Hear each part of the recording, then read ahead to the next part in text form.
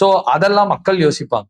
ஏன்னா ஒரு பொறுப்பை விஜய் கிட்ட கொடுக்கறது ஈஸி. விஜய் எம்எல்ஏ வாக்கிவிட்டு ஆட்சியில டிஎம்கே வந்துருச்சுன்னா விஜய் முதல்ல சட்டசபைக்கு போவாரா அப்படிங்கிற ஒரு கேள்வி இருக்கும். விஜய் சட்டசபைக்கு போனா பேசுவாரான்னு ஒரு கேள்வி இருக்கும். இல்ல சட்டசபைக்கு தனி விமானம் கேட்பாரு, அங்க நிப்பாட்ட ஹெலிபேட் கேட்பாரு. இதெல்லாம் விஜய்க்கு இருக்கக்கூடிய நடைமுறை சிக்கல். ஏன்னா விஜய் சாதாரண மனுஷர் கிடையாது. விஜய் வந்தாருன்னா அந்த இடத்துல 10 கோடி பேர் 20 கோடி பேர் கூடிடுவாங்க. தமிழ்நாட்டு மொத்த வாக்காளர் மொத்த ஜனத்தொகை 8 கோடி தான். ஆனா விஜய் வந்தாருன்னா இங்க அத்தனை கோடி பேர் கூடிடுவாங்க, அத்தனை லட்சம் பேர் கூடிடுவாங்க. மிகப்பெரிய பிரச்சனை ஏற்படும், கேஆஸ் ஏற்படும். அப்புறம் எம்எல்ஏ விஜய்க்கு பாதுகாப்பு தரல, அதாவது ஆளுங்கட்சி குறைன்னு சொல்லுவாங்க. இந்த மாதிரி நிறைய பிரச்சனைகள்லாம் ஏற்படும். அதனால விஜய் எங்க போட்டி போட்டாலும் அந்த ஊர் மக்களுக்கு 2 in 1 சிச்சுவேஷன் தான். விஜய் போட்டி போடுற அளவுக்கு என் தொகுதி ஃபேமஸ் ஆயிடுச்சுன்னா அந்த தொகுதியை பத்தி ஃபுல்லா ஃபேமஸ் ஆயிடும்.